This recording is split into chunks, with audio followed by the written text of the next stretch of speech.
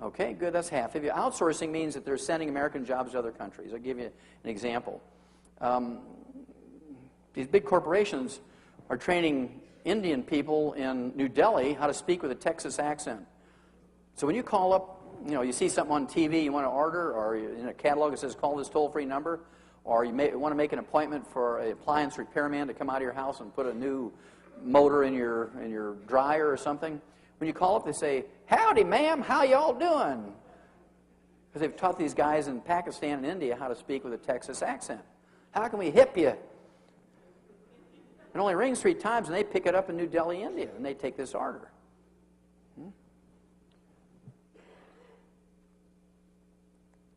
Well, what they said was this. By the time 2006 comes, between 35 and 45% of current full-time IT jobs, which are these information technology jobs, will be sent overseas. This amounts to 14 million jobs. 14 million jobs in the next year and a half are going overseas, and here's why. While telephone operators in the United States earn an average of $12.50 an hour plus their health care benefits, in India, they earn less than $1 and no health care benefits. And because of NAFTA, how many heard of NAFTA? The NAFTA agreement with all these countries gave our government permission to give corporations tax benefits to send the jobs out of the country. We give tax benefits to companies to send jobs out of the country. Now, how absurd is that? That is really absurd.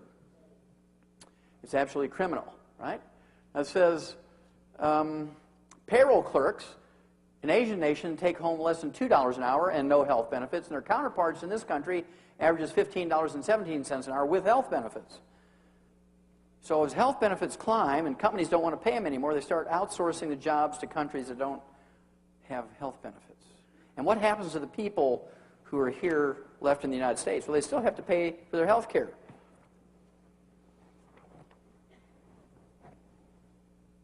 This came out in June of 2003. Study finds doctors skip key steps of treatments. Doctors fail to take about half the recommended steps for treating common illnesses, such as high blood pressure and diabetes, suggesting that health care in the United States isn't nearly as good as many people thought. Well, that's not a new belief, right? This came out in October of 1999. Doctors say they'd lie to get insurers to pay. This is a study done in 8 cities, 169 internists, and they presented this to the annual meeting of the American Medical Association conference, annual conference in Los Angeles in October of 1999. And I'm just going to go over 2 of them. This is actually quite a thick report. I'll go over 2 of them. It said 58% supported lying so a severely ill 55-year-old could get a coronary bypass, even though her pains were not becoming more frequent as the insurer required during the managed care days. Now, if your pains are not becoming more frequent and the degree of pain remains the same, this is called stable angina. And how many of you heard of nitroglycerin?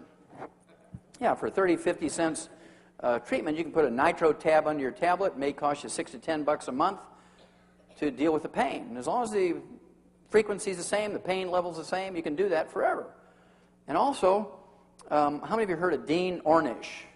Well, Dean Ornish was an MD, PhD from Harvard Medical School. He did a great double-blind study where he took hundreds of people with 85%, 90% blockage of their 3 main coronary arteries, and he put them on a restricted diet, gave them some supplements, gave them low-impact exercise like yoga and swimming, and in 6 months' time, all their arteries were open 100% without surgery.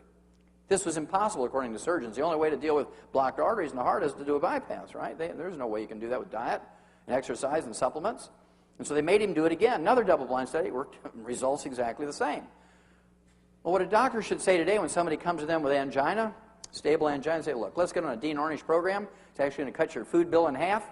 Save a little money here. We're going to get you on a little nutritional program, supplement program, do some yoga. You can do that for free at home. Well, here's a $10 tape. You can learn how to do these yoga exercises. You come back in 6 months, and if you're improved, we'll just keep doing the same thing. If it gets worse, then we'll consider the surgery. But there's no doctors who do that. Doctors kind of lie a little bit, but they want you, well, worse than that, they want God to believe that they're lying on behalf of Mabel or Ruth or Roy. He says, Lord, you know I'm lying, but it's not because of me. I'm lying because the mean old managed care insurance companies won't let Roy have a triple bypass. And Roy needs a triple bypass, so forgive me, Lord, because I have to lie for Roy. Now, why is that doctor lying? Is he lying for Roy's behalf? No, he's lying for his own behalf. He wants the $85,000. Keep that cash flow going. The other one I want to talk about briefly is a 1997 study by the Health Insurance Association of America found that 75% of insurance fraud is committed by providers, which is their code word for doctors. 75% of health insurance fraud is committed by doctors who apply for payment, which they get for procedures they didn't even do. They apply for payment for procedures they give you that you didn't need. They're the only profession or trade in America or the world where they don't have to go to a bank when they need extra money. They just send in a couple of claims to the insurance company pays them. There's not a single doctor ever goes to jail for that. Insurance companies write that off as the cost of doing business. Now, who pays for that? Each and every one of us as these premiums go up, as more and more doctors are doing these things. And they look at it as, hey, it's our money, we're going to get it anyway we have to. This came out in September of 1997. It was an article published in the Journal of the American Medical Association. Young doctors lack stethoscope skills, which is, the primary instrument of a doctor. Many new doctors steeped in high-tech medicine can't properly use a stethoscope. What they learned was they could just identify 20%. They could just identify 20% of heart problems that were presented to them. They could not identify 80%. How can you go to school for 14 years and not use a stethoscope? It's like an apprentice carpenter apprenticing for 7 years. How can you not learn how to use a hammer, right? Well, the reason why doctors don't spend any time learning how to use a stethoscope is because if they were to use a stethoscope to diagnose cardiovascular problems, and by the way, ladies and gentlemen, you can identify all cardiovascular problems with a stethoscope. It takes you an extra 10 minutes to listen to every square millimeter of the heart and the valves and the arteries and things, but you can do it. Gain the skills to do it, but then you make an extra $30 for a long office visit. But if they send you in for an angiogram or a CAT scan or an MRI or an ultrasound, guess what? They make $421 every time they send somebody in for those procedures. What's better, $421 or $30? Okay. You're beginning to get a picture develop here. Now this happens 3,000 times a year in America.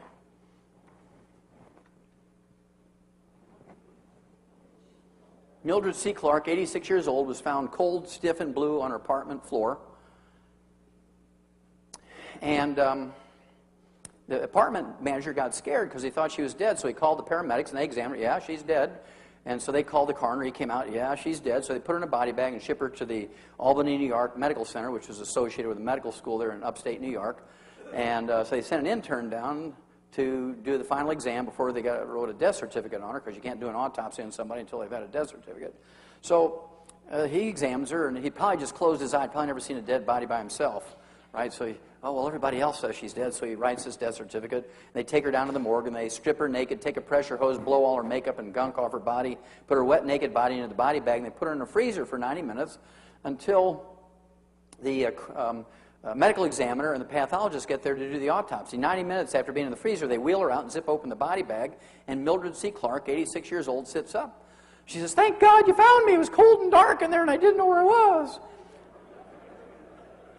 I mean, after 14 years of medical school, doctors can't even tell if you're alive or dead. That makes me nervous. And then according to Ralph Nader in January of 1993, big study, according to Ralph Nader, doctors kill each year in America 300,000 patients in hospitals alone each year as a result of medical negligence. 300,000 are killed each year in hospitals alone as a result of medical negligence. Each year in America, 1.3 million Americans are injured in hospitals as a result of medical negligence. Each year in America, 2 million are infected in hospitals alone as a result of medical negligence. And despite heroic round-the-clock nursing care and intravenous antibiotics, 90,000 to 100,000 of these 2 million each year die. In hospitals each year, 2.2 million people get what's called adverse drug reactions to the drugs that they are introduced to in the hospital, and despite heroic measures, 140,000 to 200,000 die every year. You add these up, ladies and gentlemen, that's 3.5 million to 4 million casualties killed, injured, and infected each year in hospitals by doctors each year. 3.5 million to 4 million killed, injured, and infected.